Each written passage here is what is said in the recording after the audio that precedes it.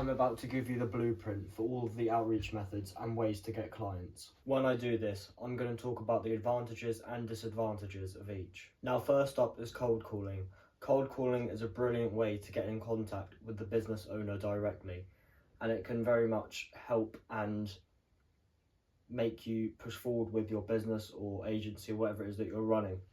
So cold calling is a very good one for getting in contact directly with the business owner, and this can make it either a good thing or a bad thing depending on what company you get through to and what business you're trying to pitch to. As if the owner is definitely not interested, then you do get shut down pretty much immediately. But if they are interested and open to it, they can make the decision to go with you or not. And that is very good, as they have the power to choose whether they're going to use your services or product, whatever it is that you're pitching to them, or not. But if you get through to a call centre or people that are on the phone for that business and their employees and not the owner, then this can be, like I said, good or bad depending on if they're interested or not, because employers will often note down your name and contact details, and sometimes the owners can dial you back and call you back to ask about what it was that you were offering. So that can be an advantage. But if the employees have been told to not answer any cold calls or entertain any callers that may be selling something to them, then that is a disadvantage of cold calling when it goes straight through to the employees and not the owners. So that is cold calling. Cold calling can be a very good, powerful thing to use for your business. It's either going to go one way or the other. There's no kind of middle ground. You do often get people asking you to call you back and that sort of thing, and then when you call them back, they're not interested. So it can lead you on a few things that don't make you push forward and continue to grow with your agency. So cold calling can be actually a very good thing, but if it's bad, then you often can't gain back any clients or anything from cold calling. So cold calling is a good method to do it if you know you're going to get directly through to the owner, as they'll either give you a yes or a no answer.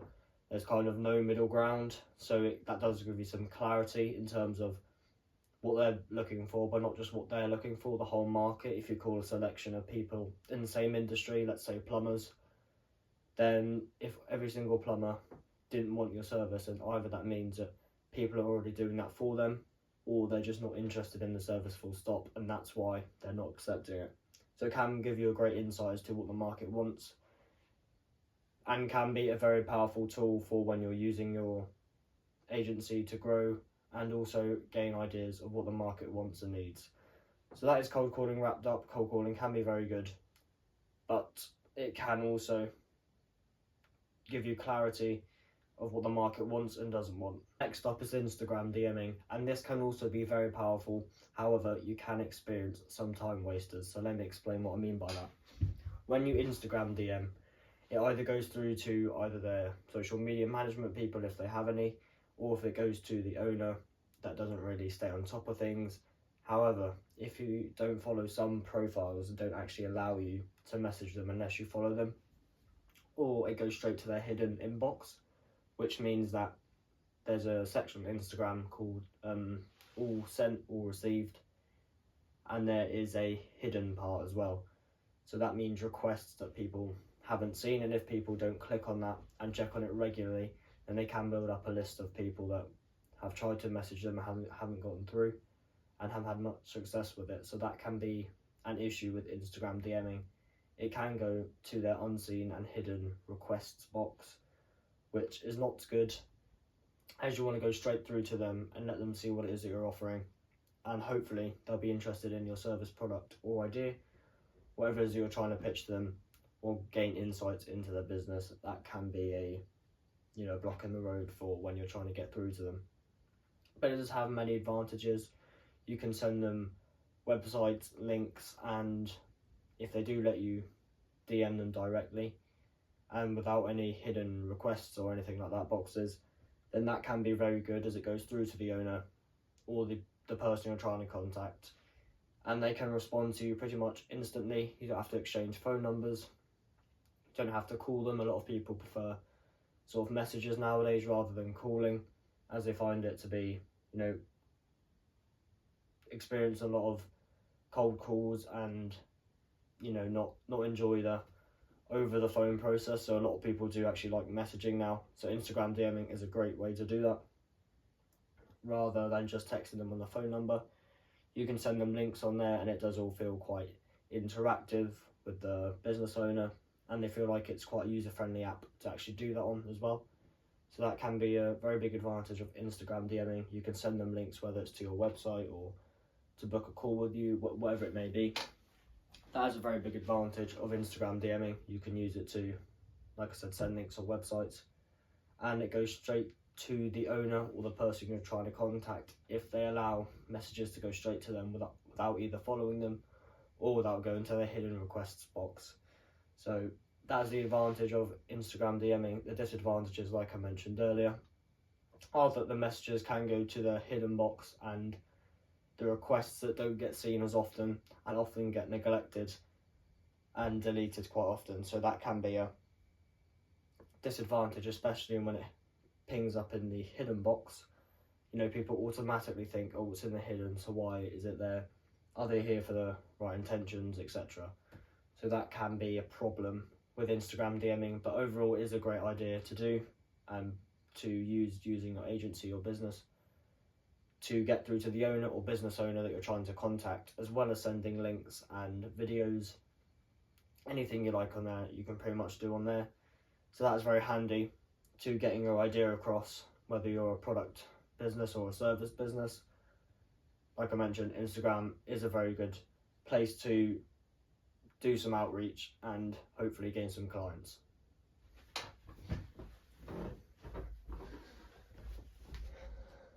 Next up is emailing. Now, I personally do not recommend emailing people as a first method of outreach. If you've already talked to them on the phone or Instagram DM them and they've asked you to send them an email, then I understand that can be a last resort. However, I often try to avoid this by saying, can I get a WhatsApp number? Can I call you back another time? Or, try and avoid the email communication. As if your email isn't warmed up and ready to send big amounts of emails, maybe you're sending them in bulk to a lot of people, then they can very often end up in the junk or spam folder. So that can be a very big disadvantage, as people don't look at that and often just glance through it and delete all the ones on there anyway. So, even if it was something that they may be interested in, if it landed in their inbox, but because it's in the junk and spam folder, they've just neglected it straight away and haven't entertained the idea of what you're trying to sell, or maybe just trying to learn a bit more about their business and then go into the selling stage later.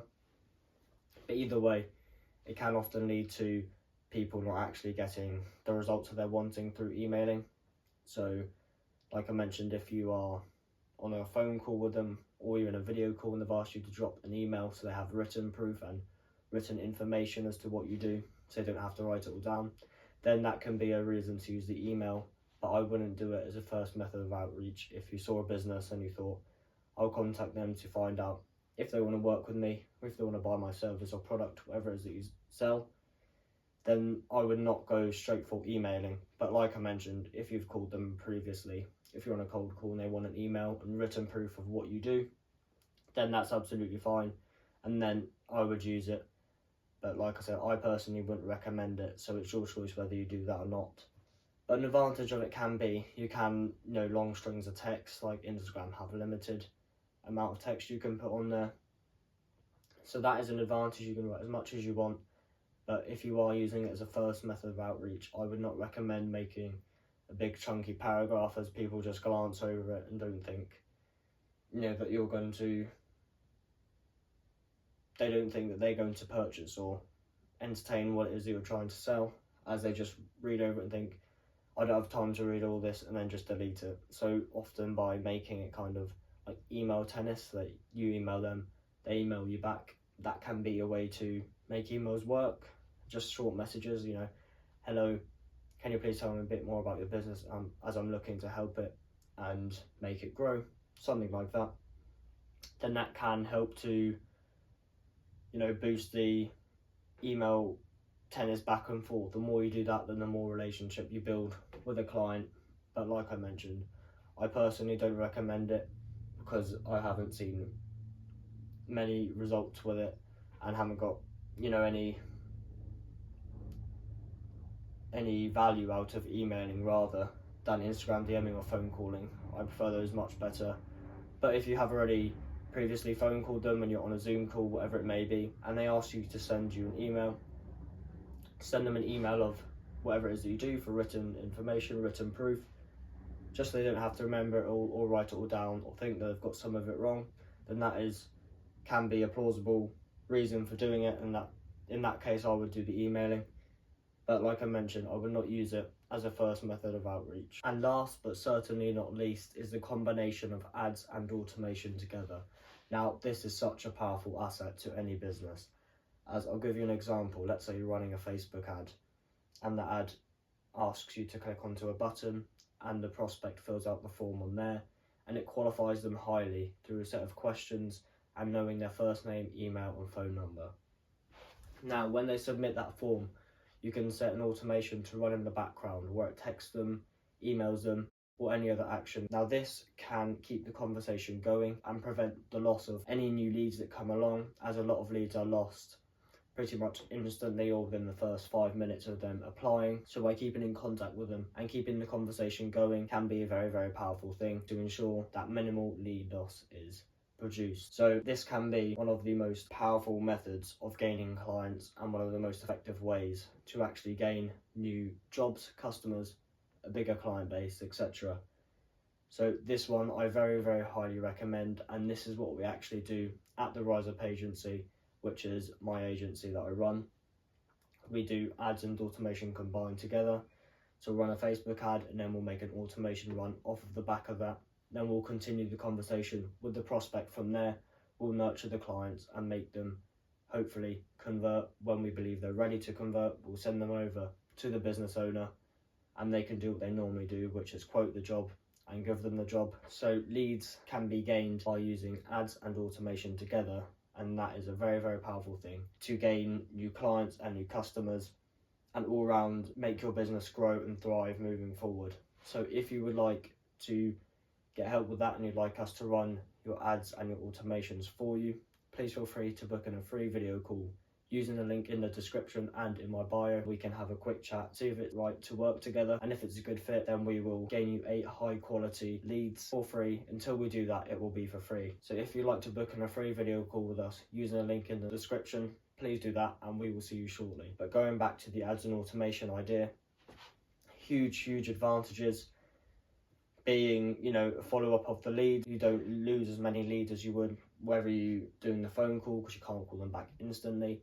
If they sign in the form, it sends them an email, a text or another action, and that can ensure minimal leads are lost and hopefully maximizing conversion rates. So that is a very, very powerful thing for leads to gain, you know, to make them clients of the businesses that we run those ads and automations for. So yeah, if you'd like to book in a free video call with us, please feel free to do that using the link in the description and in my bio, and we will see you shortly.